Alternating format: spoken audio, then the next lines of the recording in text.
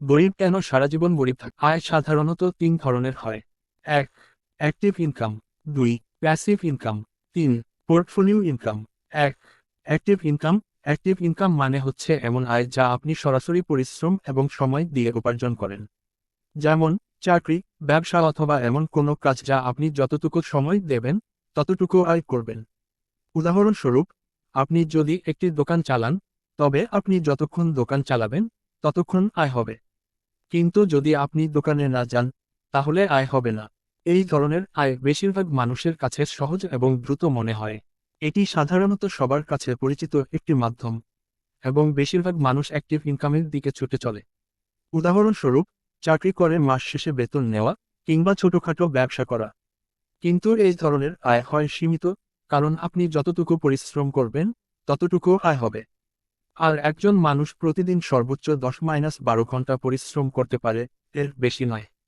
যত বড় doctor, engineer বা অভিনেতা হন না কেন, অ্যাক্টিভ ইনকামে আপনি এক সময় আপনি সেই সীমার মধ্যে আটকে পড়বেন। তাই অ্যাক্টিভ ইনকাম দীর্ঘমেয়াদী ধন সম্পদ গড়ার জন্য যথেষ্ট নয়। দুই, প্যাসিভ ইনকাম। প্যাসিভ ইনকাম হচ্ছে এমন আয় যা আপনি কাজ না করেও উপার্জন করতে পারেন। অর্থাৎ, আপনি ঘুমাচ্ছেন বা অন্য কোনো কাজ করছেন, তবুও আপনার আয় চলতে থাকে। যারা প্যাসিভ ইনকাম তৈরি করেন, তারা অনেক সময় ধনী হয়ে ওঠেন।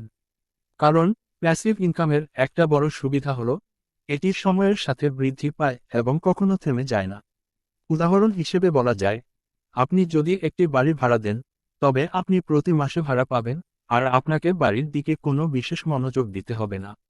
এছাড়া বই লেখা, ইউটিউব চ্যানেল চালানো, ওয়েবসাইট তৈরি করে আয় করা, ফেসবুক পেজ বা ইনস্টাগ্রাম থেকে আয়, আপনি যদি বিশেষ কোনো কাজে দক্ষ হন সে বিষয়ে অনলাইন প্রশিক্ষণ কোর্স তৈরি, affiliate marketing, CPA, cost per action, এই সবই প্যাসিভ ইনকামের উদাহরণ।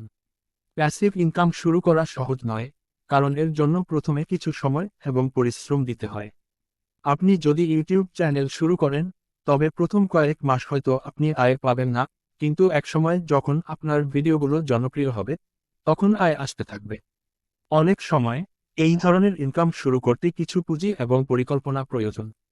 এ কারণে অধিকাংশ মানুষ প্যাসিভ ইনকামের প্রতি আগ্রহী নয়, এবং তারা অ্যাক্টিভ ইনকামে আটকে থাকে। তবে যাদের প্যাসিভ ইনকাম থাকে, তারা কখনো অর্থ কষ্টে পড়েন না, কারণ তাদের আয় কখনো বন্ধ হয় না। তাই, যদি আপনি জীবনে সফল হতে চান, তবে অ্যাক্টিভ ইনকাম থেকে কিছু টাকা বাঁচিয়ে প্যাসিভ ইনকামের উৎস তৈরি করুন। তিন, পোর্টফোলিও ইনকাম।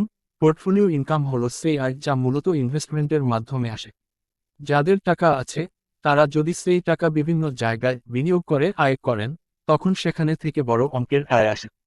এই ধরনের ইনকামের জন্য তাদেরকে কঠোর পরিশ্রম করতে হয় না। উদাহরণস্বরূপ, আপনি শেয়ার বাজারে বা মিউচুয়াল ফান্ডে বিনিয়োগ করতে পারেন। এছাড়া, আপনি যদি কোনো ব্যবসায়িক উদ্যোগে বিনিয়োগ করেন, তবে সেই ব্যবসা থেকে আয় পাবেন, যদিও আপনার কোনো সরাসরি অংশগ্রহণের প্রয়োজন নেই।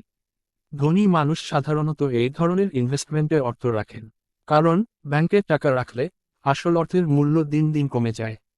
অর্থাৎ, সময়ের সাথে সাথে আপনার টাকা ক্ষয় হতে থাকে।